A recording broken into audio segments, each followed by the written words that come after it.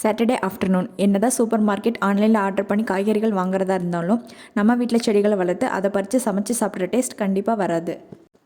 ஃப்ரிட்ஜில் காய்கறிகள் இல்லைன்னா கூட வீட்டுக்கு வெளியே வந்து பார்த்தா எங்கள் வீட்டு தோட்டத்தில் அந்தன்னைக்கு சமைக்க தேவையான காய்கறிகள் கண்டிப்பாக கிடைக்கும். அதில் முக்கியமான விஷயம் என்னென்னா, நாங்கள் எந்த மருந்தும் அடிக்கிறதில்ல, உரம் கூட மாட்டு சாணம் தான் யூஸ் பண்ணுறோம்.